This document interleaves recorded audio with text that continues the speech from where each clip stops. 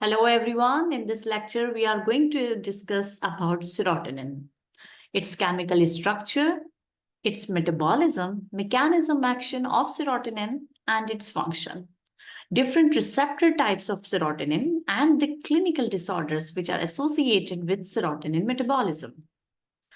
So regarding its structure, the indole ring is a characteristic feature of serotonin, containing a benzene ring fused to a pyrrole ring, the amine group and the hydroxyl group. These two functional groups are attached to the indole ring. This molecular structure is essential for serotonin's function as a neurotransmitter and its involvement in a variety of physiological processes, including mood regulation, sleep, and appetite. Serotonin is actually synthesized in tissues where it is found, rather than produced in one organ and carried out by the blood to other organs. Only 10% of serotonin is synthesized in central nervous system. In CNS, serotonin is synthesized in serotonergic neurons, which are primarily located in the Raphe nuclei of the brainstem.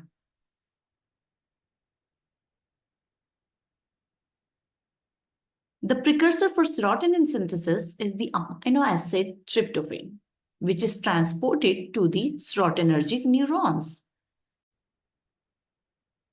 Next, around 90% of serotonin is synthesized in gastrointestinal tract.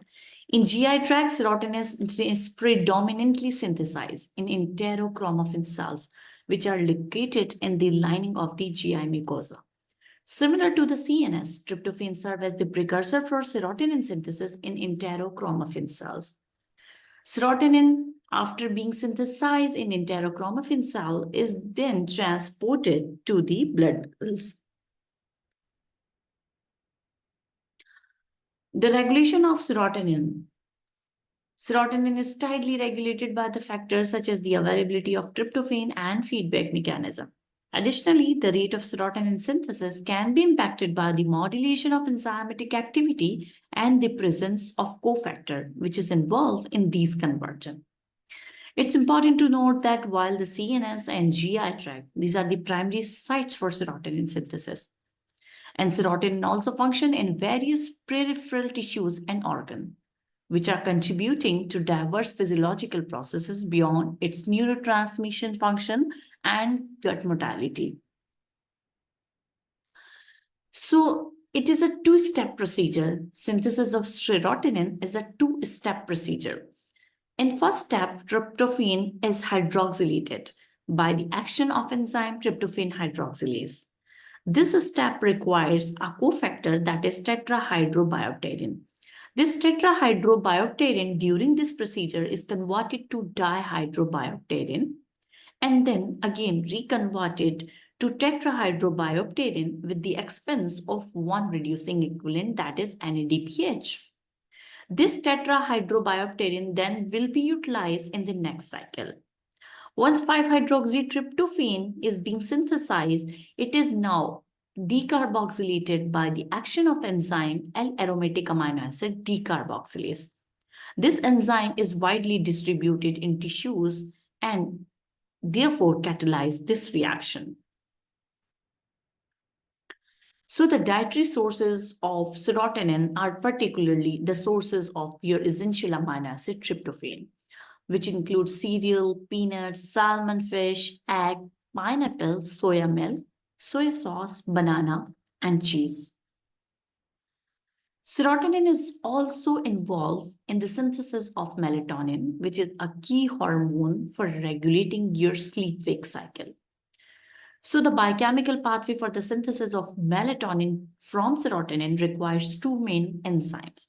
Number one, serotonin and acetyltransferase. In this step, 5-hydroxytryptamine or 5-HT is an acetylated by the action of enzyme N-acetyltransferase to N-acetylserotonin. This N-acetylserotonin is then converted to melatonin by the action of enzyme N-acetylserotonin O-methyltransferase. So this is a two-step procedure after the synthesis of 5-HT. 5-HT is initially acetylated and then it's methylated. So the methyl donor in the second step is your S-adenosyl methionine. S-adenosyl methionine donate its methyl group. Regarding the catabolism of serotonin, the main enzyme which is required for the catabolism is monoamine oxidase. However, in liver, monoamine oxidase catabolize the serotonin to form 5-hydroxyindole acetaldehyde. Then monoamine particularly catalyze the oxidative deamination of this serotonin to 5-hydroxyindole acetaldehyde. This indole acetaldehyde, then by the action of enzyme aldehyde dehydrogenase, is converted to 5-hydroxyindole acetic acid, which is then excreted in urine. The balance between serotonin synthesis and catabolism is crucial for maintaining the appropriate serotonin level, and any disturbance in this balance can have implication for mood regulation and various physiological features. So this balance must be regulated. Serotonin has variety of functions. It has potent vasoconstrictor activity. It stimulates cerebral activity and produces contraction of smooth muscles. Other than this, if you are talking about the effect of serotonin on blood vessels and platelet, first of all, we should know that platelets itself do not synthesize serotonin. They utilize their serotonin transporters to capture circulating 5-HT, which is generated by enterochromaffin cells of GIT. Serotonin basically causes contraction of vascular smooth muscle cells in most blood vessels. This contraction is mainly due to the activation of 5-HT2 receptors. Moreover, serotonin is transported by platelets and released upon activation. This induces constriction of injured blood vessels and enhances platelet aggregation to minimize blood loss. In other words, we can say that exceeded elevation of platelet serotonin level may promote clotting, and that may be a potential underlying mechanism that link depression with coronary artery disorder. Other than this, its effect on sleep-wake cycle, serotonin has been known to play a role in the modulation of sleep, with a controversy that how and where serotonin may operate this modulation. It seems to both. It induces sleep and keeps you up. So many studies suggested that serotonin is necessary to obtain and maintain behavioral sleep, as it's a chemical precursor to melatonin, the main hormone which is involved in sleep regulation. Okay, if we will discuss about the effects of serotonin on gastrointestinal tract. First of all, we should know that our gut can increase serotonin release to speed up the digestion in order to rid your body of irritating foods or toxic products. Serotonin play a key part in reducing your appetite while eating. And nausea is triggered when serotonin is released into your gut faster than it can be digested. The chemical message is received by your brain, which you perceive as nausea. Specific serotonin receptors, which are termed as 5-HT3 subset, they're located in gut and brainstem and are primarily responsible for nausea and vomiting. And all the anti-emetic drugs, they are considered to be 5-HT3 receptor antagonist. So the effects of serotonin on brain are like serotonin cannot cross blood-brain barrier to any significant amount. So for its action, it has to be produced locally from the amino acid. And any excess in serotonin in brain tissues, it produces stimulation of cerebral activity, means overstimulation. And its deficiency produces depressant effect. So for all these effects, serotonin must be bind to its specific receptor. Every receptor type is specified to a specific function, and there are so many receptor types and their subtypes. especially 5-HT1 and 5-HT2. These two receptor types have different classes or different subtypes. 5-HT1 is categorized in 5-HT1A, B, C, D, E, and F, and 5-HT2 is categorized into three subclasses, A, B, and C. Other than these two subclasses of 5-HT1 and 5-HT2, there are some other 5-HT receptors which are termed as 5-HT3, 5-HT4, 5-HT5, 5-HT6, and 5-HT7. Out of all 5-HT1B and 5-HT1D, they are recognized as species homologs. And 5-HT1C is noted to be the same as 5-HT2C and thus designated as 5-HT21C. Now let's just discuss about the function of all these receptors. 5-HT1A receptor seems to play a central role in the pathophysiology of depression and anxiety. 5-HT1D receptors, they are found primarily in the cephalic blood vessels and play a key role in the pathophysiology of migraine headaches. On the other hand, 5-HT2 receptors are located in the brain as well as periphery in the large arteries and veins and thus mediate vasomotor tone. Among the subtypes of 5-HT2, 5-HT2A and 5-HT2C, these two subtypes, they mediate serotonin excitatory effect and are found in the brain where 5-HT2B exists in GIT system. Other than 5-HT2A and 2C, there is another subclass of 5-HT2 that is 5-HT2B, which exists in GI system, uterus, vascular endothelium, or smooth muscles. 5-HT3 receptors, they are located in the proximity to the emesis center.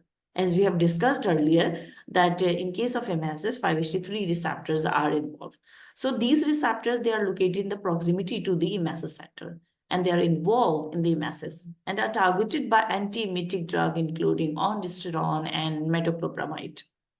Finally, the GI tract, it's rich in 5-HT4 receptors, which modify peristaltic movement.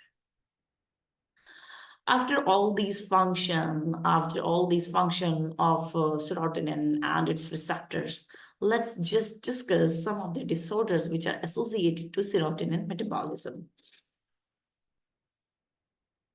So, serotonin syndrome, number one, it's a potentially life-threatening condition, which is characterized by an excess of serotonin activity in central nervous system. It is often caused by the use of certain medications that increase your serotonin level. And what could be some of the causes?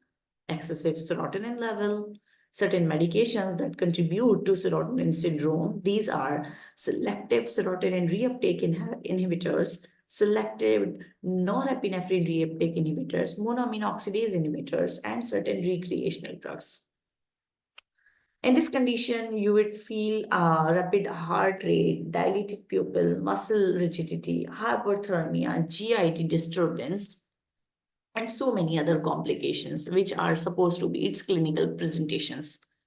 So there would be autonomic dysfunction, out of which tachycardia, hypertension, and vomiting will be there. In case of neuromuscular excitation, we'll feel mild tremor, hyperflexia, and there will be increase in muscle tone. As serious complications, they are included lactic acidosis, rhabdomyolysis, acute kidney injury, disseminated intravascular coagulation, and respiratory failure. And it may ultimately lead to the death. Okay, there is another disorder which is associated to the serotonin metabolism, and that is argentophenoma. So argentophenoma is basically a malignant tumor of serotonin-producing cells, and it is called as carcinoids. And the clinical features which are associated with the argentophenoma, they are termed as carcinoid syndrome. Symptoms mainly due to the presence of excessive amount of serotonin, which is produced by these malignant cells. Normal person like you and me, we utilize around 1% of tryptophan for serotonin production. In this condition, around 60% of tryptophan is metabolized by the serotonergic pathway. as we have discussed, that most of the serotonin is, most of the tryptophan is utilized in kynurenine pathway. Okay, but in this condition, around 60% of tryptophan is metabolized by serotonergic pathway or methoxyindole pathway. So consequently, symptoms of pellagra as well as negative nitrogen balance may occur. And what could be its effects? Symptoms are due to the effect on smooth muscles. They are listed as cutaneous vasomotor episode of flushing, occasionally stenotic appearance, chronic diarrhea, respiratory distress, and some of the people may have right-sided heart failure.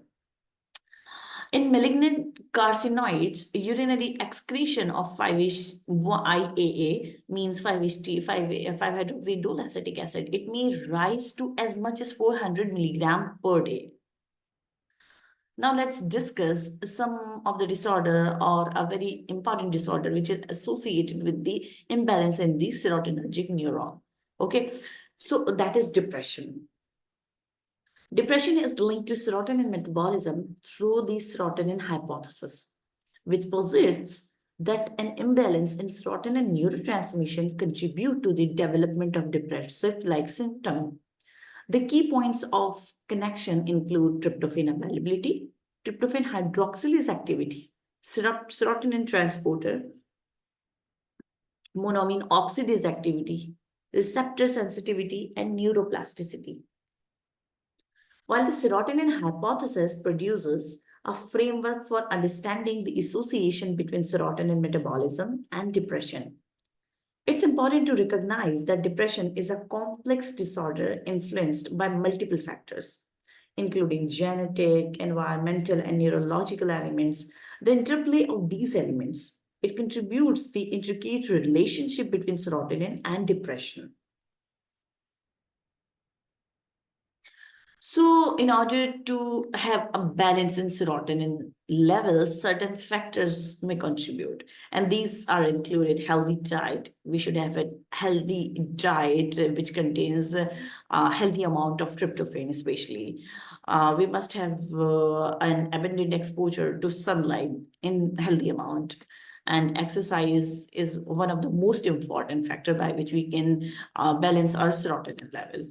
So, this was all about the lecture of serotonin metabolism, its function, and the disorders which are associated with the serotonin metabolism. That's all for today. Thank you very much.